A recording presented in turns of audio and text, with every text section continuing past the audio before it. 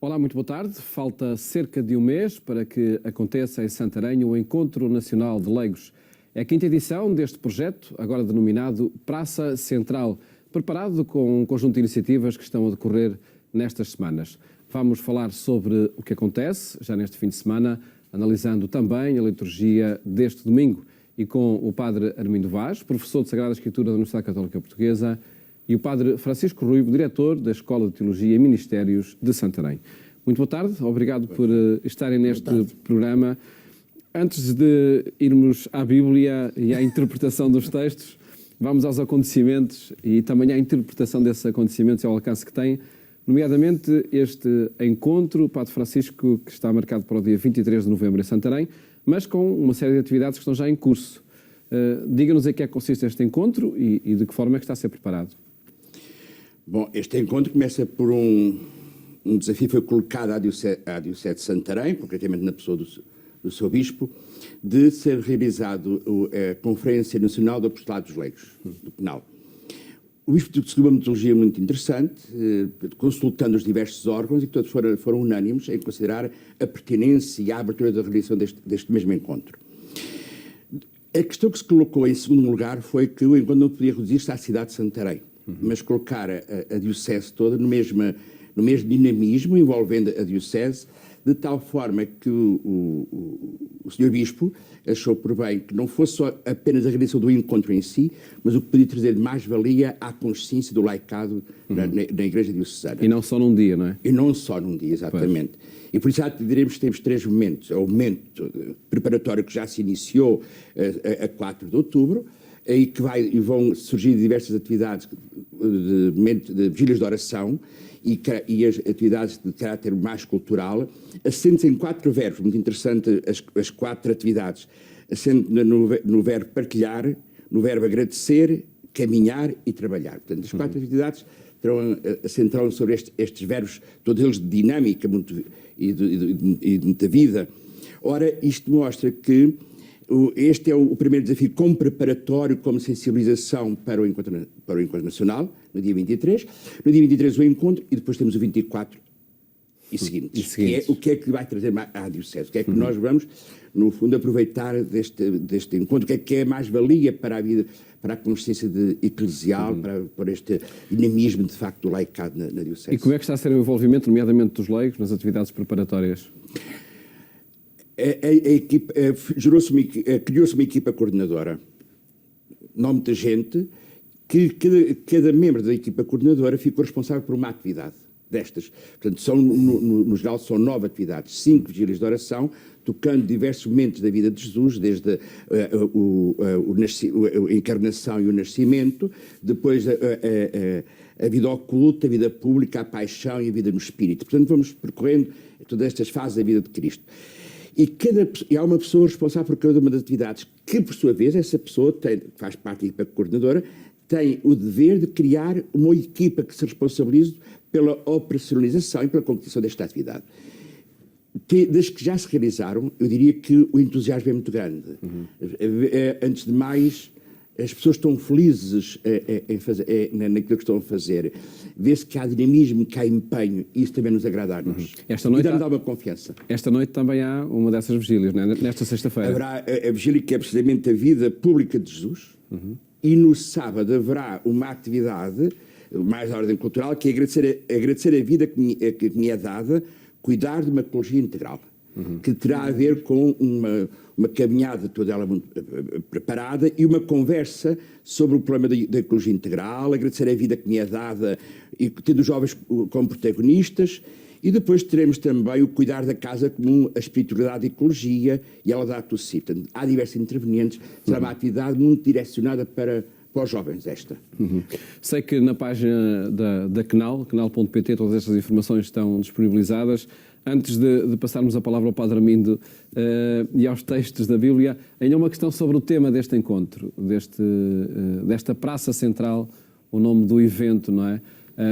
De que forma é que se propõe o tema da santidade aos leigos de Portugal? Bem, a Praça Central é o espaço de encontro, é o espaço de encontro de partilha, e nós vemos a Sagrada Escritura está cheia destes exemplos vivos, não é? Areópagos e praças, não é? As praças, o caso do livro de Neemias, que é extremamente interessante esta imagem.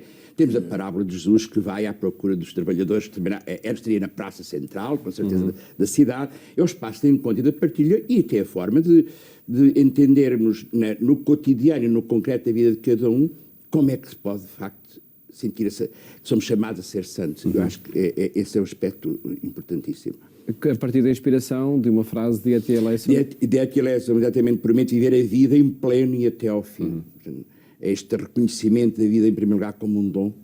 Hoje a dificuldade que se tem em reconhecer a vida e até e creio que faz aqui as palavras de Paulo, aspirar aos bens do alto, portanto, aspirar aos dons do alto, e creio que é um desafio permanente a cada um viver este dinamismo. Ao longo deste programa ainda poderemos passar outras informações, mas vamos olhar os textos que são lidos nas Eucaristias deste domingo para os analisar e contar aqui com uma reflexão em torno das mensagens que sugerem. Desde logo o texto do Evangelho vamos escutar pela voz de Luís Miguel Sintra para depois analisar este texto de Lucas no capítulo 18. Naquele tempo, Jesus disse a seguinte parábola para alguns que se consideravam justos e desprezavam os outros. 2 homens subiram ao templo para orar. Um era fariseu e o outro publicano. O fariseu, de pé, orava assim: Meu Senhor, dou-vos graças por não ser como os outros homens, que são ladrões, injustos e adúlteros, nem como este publicano. Jejuo 2 vezes por semana e pago o dízimo de todos os meus rendimentos. O publicano ficou à distância e nem sequer se atrevia a erguer os olhos ao céu, mas batia no peito e dizia: Meu Deus, tende compaixão de mim, que sou pecador. Eu vos digo que este desceu justificado para a sua casa, e o outro não. Porque todo aquele que se exalta será humilhado, e quem se humilha será exaltado. Padre Armindo Vaz, que 2 setores da sociedade se fala aqui neste texto, o fariseu e o publicano, e o que é que representam? Realmente fala-se aqui de 2 homens que aparecem como representantes de 2 modos de estar na sociedade, de 2 modos de viver a vida socialmente, mas também do ponto de vista cristão. Ter em conta, em primeiro lugar, que se trata de uma parábola. Jesus disse a seguinte parábola. As parábolas têm como característica provocar o auditório ou os leitores. Querem puxar por eles e apresentar-lhes modelos de ação. De alguma maneira também surpreendendo o auditório. Ora, um destes homens aparece como um fariseu que se considerava justo, enquanto que o outro aparece como um publicano. 2 tipos de ação e de ver a vida. Reparemos que, do ponto de vista moral, nós, ao ler esta parábola, se calhar, como a parábola nos pede, faríamos opção por um tipo de vida ou por outro. Não? E, com valorizamos certeza, valorizamos e fazemos opções. A mim agrada-me este tipo, a mim não me agrada aquele. E é claro que a maioria das pessoas diria: este fariseu, a sua forma de ver a vida é de alguma maneira repugnante, não me agrada nada. Enquanto que a do outro, sim, pois aparece como humilde, a do publicano. E parece também essa a conclusão do próprio texto. Pois, exatamente. Mas, analisando bem a parábola, as coisas não são tão fáceis de... Não é tão fácil de tomar uma decisão. Porquê? Veja, o fariseu. ele aparece aqui como uma pessoa, do ponto de vista moral, irrepreensível. Faz tudo bem. Não comete nenhum mal. Não é como os injustos, como os adúlteros, não é como os ladrões, mas ele paga o dízimo de todos os seus rendimentos. O que é que o distingue então? É uma pessoa... Não é a vida que nos muda. Somos nós que a mudamos em cada decisão que tomamos. Eu sou o Pedro Tejer e dei o passo em frente.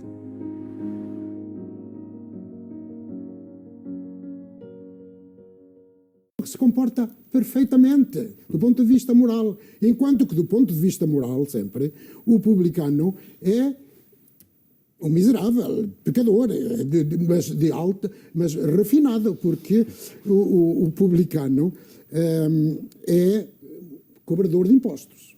Ora, era aquele que estava encarregado de fazer a coleta dos impostos dos seus connacionais israelitas para entregar aos colaboracionistas, ou melhor, ele era colaboracionista e para entregar aos romanos invasores. Era muito mal visto pela sociedade e com alguma razão.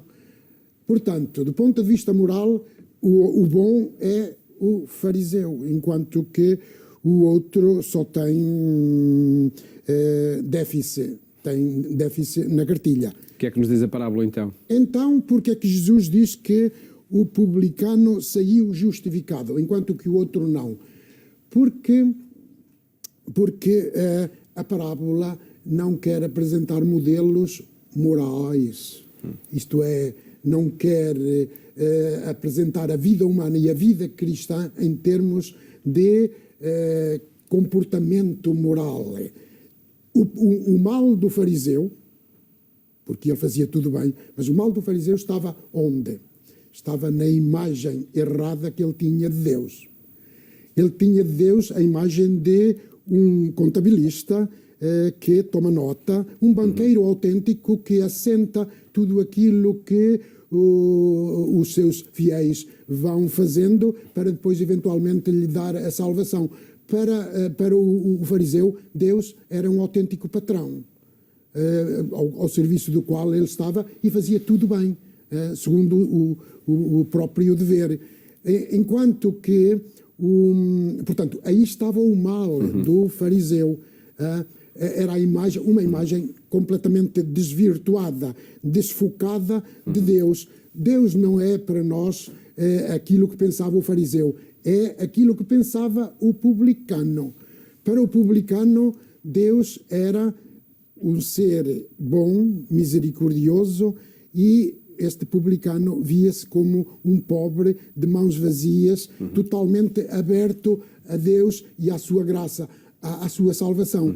É aí que advém a salvação para ele e, portanto, a justificação, enquanto que o outro não aparece justificado.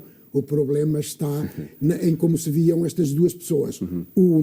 O fariseu centrava-se no eu. Eu não sou como os outros. Eu não sou como os ladrões. Enquanto que o publicano se concentrava no outro, em Deus.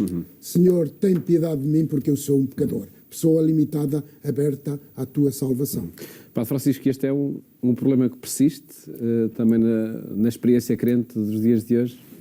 Sem dúvida alguma, porque este sentido da gratuidade, este sentido também da nossa limitação, o reconhecimento da nossa fragilidade humana, é o que nós encontramos aqui neste publicano, esta sede que ele tem de Deus, este desejo de Deus, e este sentir de Deus, este desejo de Deus, eu diria que é caminho para a santidade. Antes de mais, a santidade é isto, é este ter desejo de Deus. Estou-me a recordar do tema do próprio Encontro Nacional de Leigos, prometo viver a vida em pleno até ao fim. Exatamente, e isso, diremos que o publicano traduz bem, noutra linguagem, aquilo que é a temática do Encontro de Leigos agora para 23 de novembro. Na experiência crente e nas comunidades, sente-se também estas diferenciações entre quem é mais de um lado ou mais do outro, mais fariseu, mais publicano. A realidade sempre bem viva, nós sabemos que há sempre gente que acha que alcança a santidade e acha sempre que é melhor que os outros, porque é muito cumpridor até dos deveres religiosos, não é? Portanto, porque fazem da sua fé muitas vezes uma prática de um somatório de rituais, de expressões religiosas, mas que não se deixa tocar pela palavra. Não há esta sede de Deus, não há este abrir o coração. E nós sabemos que a compaixão é algo que é muito presente, está sempre presente na vida de Jesus, na relação com os homens e com as mulheres, e que nos deve conduzir a nós também a ter esta compaixão, a suplicar a compaixão de Deus. E isso é que leva à santidade. Cultivando a atitude do publicano. Vamos seguir nos textos da liturgia deste domingo. A primeira leitura é do livro de Ben Sirá. Que sabedoria aí é a proposta? O Senhor é um juiz que não faz acepção de pessoas. O Senhor é um juiz. Na tradição e na história e na sociedade de Israel, o juiz tem uma função muito importante e frequentemente não tinha muito boa imprensa entre a sociedade, porque os juízes, onde é que eu ouvi isto hoje, eram pessoas que se deixavam frequentemente corromper com luvas que lhes eram dadas, oferecidas. Mas já havia luvas há 2000 anos, ou mais. Que ofereciam em bandeja, com luva em bandeja, presentes riquíssimos, e com a intenção de as pessoas levarem a água ao seu moinho com a boa opinião do juiz. Juízes que assim, naturalmente, desfavoreciam os pobres, os oprimidos, os carenciados de alguém que oferecesse um presente, não é? Ora, aqui diz-se que o Senhor é um juiz, mas que não faz exceção de pessoas. Este juiz não faz exceção de pessoas e não se deixa corromper. É isso que se diz um bocadinho antes, um bocadinho antes deste texto, onde está escrito: o Senhor devolve-te 7 vezes mais. Não procures corrompê-lo com presentes, porque não os aceitará. Não te apoies num sacrifício injusto. Isto é, não penses que podes fazer aquilo que queres na vida e depois vais para o templo e vais oferecer um presente, isto é, um sacrifício, uma ovelha, um cabrito ou um carneiro, e assim consegues ter Deus tranquilo e pacífico e bonzinho para contigo, para te dar boas colheitas e de dar um tempo favorável. Não é assim. Este Deus só tem uma fraqueza e não se deixa corromper propriamente. Tem uma fraqueza. Portanto, apesar de nós dizermos frequentemente que ele é imparcial, e diz aqui, não faz exceção de pessoas. Pois é, mas a surpresa vem aqui, é que ele tem um fraquinho para um tipo de pessoas, que são os fracos, são os pobres, são os carenciados, os marginalizados na sociedade. E para com esses, Deus está sempre disponível e atento e favorável.